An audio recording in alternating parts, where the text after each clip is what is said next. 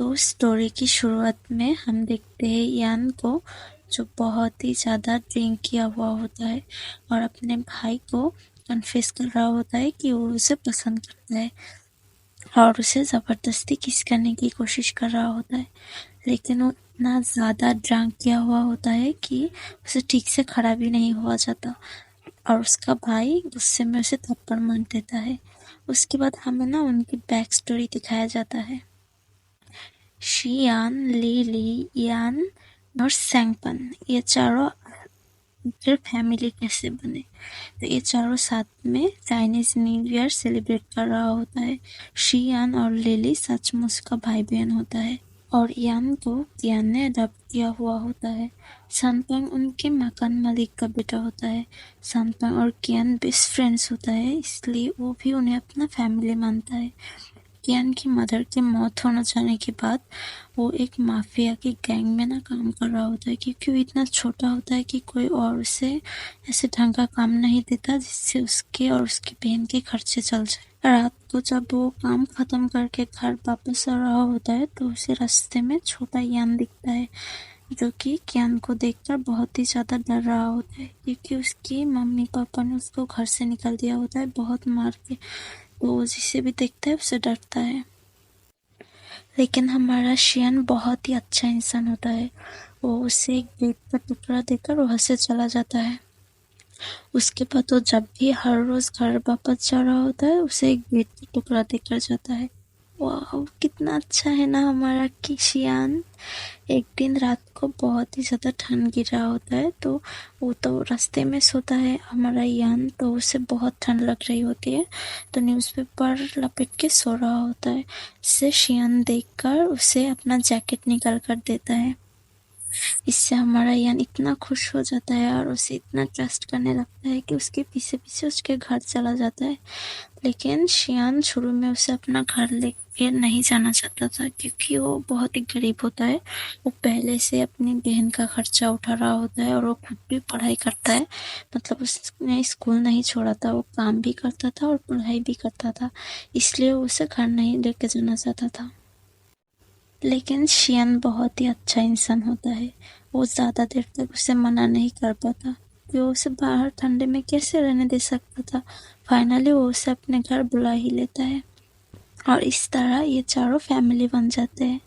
सिर्फ यही नहीं, शियान ने अपने माफिया बॉस को बोलकर यान के नाम का गवर्नमेंट रजिस्टर करवा लेता है, क्योंकि ताइवान में ना ऐसा होता है कि गवर्नमेंट में रजिस्ट्रेशन नहीं हो तो स्कूल में एडमिशन नहीं होता। लेकिन उसके लिए उसको ना बहुत ही भारी कीमत चुकानी पड़ती है। वो ना पहले माफिया लोगों के लिए ना सिर्फ साफ सफाई करता था, लेकिन अब उसे मारपीट भी करनी पड़ेगी। उसके बाद कहानी कुछ साल बाद की दिखाई जाती है, जब हमारा छोटा शियान अब बड़ा हो चुका होता है और वो डॉक्टर ली के क्लिनिक में होता है, क्योंकि उसे बहुत ही ज़्यादा चोट लगा होता है। छोटा इयान उसके साथ रहने के लिए जिद करता है, लेकिन वो उसे अपने साथ नहीं रखता, क्योंकि वो बहुत ही छोटा होता है और उसे अपना होमवर्क भी करना होता है। लेकिन छोटा इयान उसके साथ रहने के लिए बहुत जिद करता है। फिर सैंगपेन आता है, वो कहता है कि मैं तुम्हारे भाई का ख्याल रखूंगी, तुम जा सकते हो, क्योंकि उसकी छोटी बहन लिली भी घर पे अकेला होता है, इसलिए वो जाने के लिए राजी होता है। सैनपेंग फिर शियन को समझाने लगता है कि तुम्हें मार पिटाई का काम कब करोगे, तुम अब बड़े हो चुके हो, तुम्हें अपने भाई बहन के लिए रोल मॉडल बनना है, वो तुम्हें देखकर क्या सीखेंगे। तो शियन भी सोचने लगता है और फिर अगले दिन वो अपने बॉस के पास जाकर, मतलब वो जो माफिया होता है ना, उसके पास जाकर माफ़ी मांगता है और कहता है कि मैं अब ये सब काम नहीं करना चाहता, क्योंकि मेरे पास एक फैमिली है जो मेरा इंतज़ार करता है। तो उसका बॉस भी ना मान जाता है बहुत ही आसानी से। अरे नहीं, रुको, ट्विस्ट इतना आसान भी नहीं था। अगले दिन यान की स्कूल से कॉल आ रहा होता है कि वो स्कूल में नहीं है, जिसे सुनकर शियन बहुत ही ज़्यादा परेशान हो जाता है और उसे समझ आ जाता है कि ये माफिया लोगों ने उसके भाई को किडनैप किया हुआ होता है। अरे लेकिन बॉस ने तो मान लिया था ना, तो फिर क्यों किडनैप किया।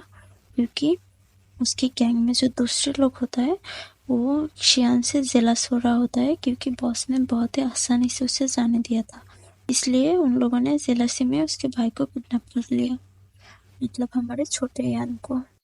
लेकिन जब शियान अपने भाई को लाने जाता है तो वो लोग उसे आसानी से नहीं आने देते, क्योंकि अब सबको पता चल चुका था ना, तो बॉस अब उसे आसानी से कैसे आने दे सकता था। इसलिए वो उसे कहता है कि तुम्हें बॉक्सिंग करनी पड़ेगी, अगर तुम जीत गए तो तुम अपने भाई को लेकर जा सकते हो। तो शियान भी मान जाता है, अगर मैं यहाँ से जा सकती हूँ तो मैं कुछ भी करने के लिए तैयार हूँ। फिर हमें बॉक्सिंग करते हुए दिखाया जाता है।